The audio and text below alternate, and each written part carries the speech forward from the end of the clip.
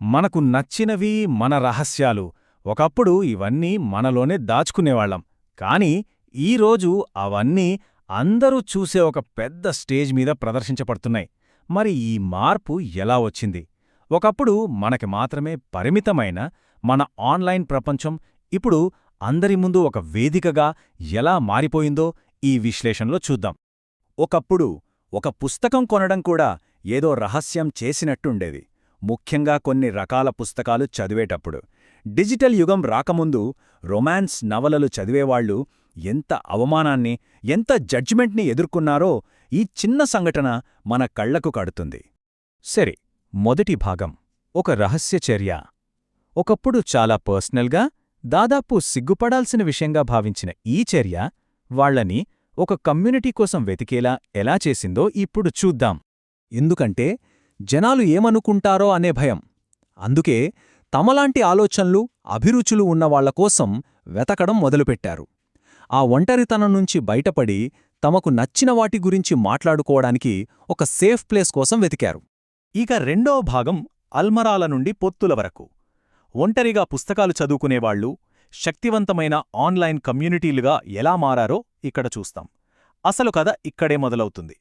Goodreads లాంటి online platforms వచ్చాక scene మొత్తం మారిపోయింది. ఒకప్పుడు గదిలో మాత్రమే వినిపించేవాళ్ల అభిప్రాయాలు ఇప్పుడు వేలమంది వినే ఒక పెద్ద గొంతుకగా మారాయి. వాళ్ల మాటలకొక బలం, ఒక విలువ వచ్చాయి.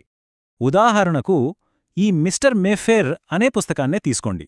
గుడ్రీడ్స్లో ఇక్కడ స్లైడ్లో చూపిస్తున్నట్టే దాదాపు 76% మంది దీనికి 4 లేదా 5 స్టార్ రేటింగ్ ఇచ్చారు. అంటే అర్థమేంటి? ఒకప్పుడు ఒంటరిగా ఉన్న పాఠకులు ఇప్పుడు ఒక పెద్ద శక్తిగా మారిపోయి తమ అభిరుచిని ప్రపంచానికి గట్టిగా చెప్తున్నారు. అయితే అందరిదీ ఒకే మాట కాదు. ఈ పుస్తకంలోని హీరోయిన్ గురించి వచ్చిన ఈ రివ్యూ చూడండి. నేను చదివిన వాటిలో స్టెల్లా అత్యంత దయనీయమైన హీరోయిన్లలో ఒకరు. చూసారా, కమ్యూనిటీలో అభిప్రాయాలు ఎంత బలంగా, ఎంత తీవ్రంగా ఉంటాయో. అదే టైంలో ఇలాంటి పాజిటివ్ రివ్యూస్ కూడా ఉన్నాయి. ఈ జంటతో ప్రేమలు పడిపోయాను అని. సో ఇలాంటి పాజిటివ్, నెగటివ్, ఈ బహిరంగ చర్చల వల్లే ఇప్పుడు పాఠకులు పుస్తక ప్రపంచంలో కింగ్ మేకర్స్గా మారారు. వాళ్లే టేస్ట్ని సెట్ చేస్తున్నారు. మూడో భాగానికి వచ్చాం, అల్గారిథమిక్ దృష్టి. కానీ కథ ఇక్కడతో ఆగిపోలేదు. వాళ్లు మాట్లాడుకుంటున్నది, వాళ్ల ఇష్టాలు, ఇవన్నీ ఇంకెవరో కూడా వింటున్నారు. అవును, తెర వెనుక నుండి ఒక కంటికి కనిపించని శక్తి గమనిస్తోంది. మనకు నచ్చిన వీడియోలు, పాటలు, పుస్తకాలు అన్నీ మన ఫోన్లోనే కనిపిస్తాయి. కానీ మన ఫర్ యూ పేజీకి మన ఇష్టాలు ఇంత పర్ఫెక్ట్గా ఎలా తెలుస్తున్నాయి? అసలు మనసులో ఏముందో ఒక కంప్యూటర్ ప్రోగ్రాంకి ఎలా తెలుస్తోంది? ఆ ప్రశ్నకు సమాధానమే ఇది: నిఘా పెట్టుబడిదారీ విధానం.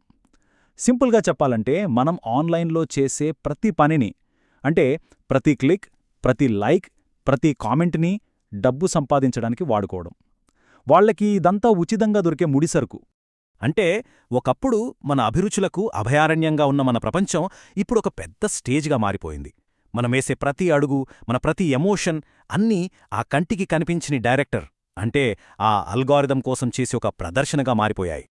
ఇక నాల్గో భాగం ఎంగేజ్మెంట్ ఇంజిన్. సరే, ఈ ఆల్గరిథం అనే ఇంజిన్ని నడిపించే ఫ్యూయలేంటి? సింపుల్: మన అటెన్షన్, మన టైం, మన రియాక్షన్. ఈ అల్గారిథంకున్న విచిత్రమైన గుణమేంటంటే దానికి మనం చూసే కంటెంట్ మంచిదా, చెడ్డదా, ఉపయోగపడేదా, పనికిరానిదా అనవసరం. దానికి కావలసింది ఒక్కటే: మన రియాక్షన్. దేనికి ఎక్కువ రియాక్ట్ అయితే దాన్నే మళ్ళీ మళ్ళీ మన ముందుకు తెస్తుంది. మన దృష్టిని లాగడానికి ఎలాంటి కంటెంట్ క్రియేట్ అవుతుందో కొన్ని ఉదాహరణలు చూద్దాం. ఫస్ట్, ఒక యూట్యూబ్ ఛాలెంజ్లో ఇలా అంటారు: నీమీద ఎర్రకారం పోయబడుతుంది. ఆ వెంటనే నా శరీరం మొత్తం కాలిపోయినట్లనిపిస్తుంది. ఎంత డ్రామా ఉంటే అంత ఎక్కువ వ్యూజ్. ఇక ఫైనల్గా ఇలాంటివి కూడా: నన్ను పట్టించుకోకు, లైక్ చేసి సబ్స్క్రైబ్ చెయ్యి. చూసారా, ఎంగేజ్మెంట్ కోసం ఎంత దూరమైనా వెళ్తారనడానికి ఇదే నిదర్శనం. అలాంటి సంచలనాత్మక వీడియోల తర్వాత వెంటనే అదే అల్గారిథం ఇలా లోన్ యాప్ల గురించి చూపించొచ్చు. దానికి కంటెంట్ మధ్య తేగానే తెలీదు. అది సంచలనమైన సలహా అయినా దానికి కావాల్సింది మన అటెన్షన్ మాత్రమే. ఇదే అల్గారిథం యొక్క ఉదాసీనత. ఇక చివరి భాగం ఒక ధరకు లభించిన చట్టబద్ధత. మరి ఈ మొత్తం ప్రయాణంలో మనం ఏం కోల్పోయాం, ఏం సంపాదించాం? ఈ కెరుపు వెనుక ఉన్న అసలు సమస్య ఏంటి? ఒకప్పుడు కమ్యూనిటీ ఉన్న రోజుల్లో మనం మంచి చర్చల కోసం, కనెక్షన్స్ కోసం చూసేవాళ్లం. కాని ఈరోజు ఈ అల్గరిథం యుగంలో మనం చేసే ప్రతి పని డేటాగా మారిపోయింది. మనం అర్థం కోసం చూస్తుంటే సిస్టమ్ మాత్రం మన ఎంగేజ్మెంట్ కోసం చూస్తోంది.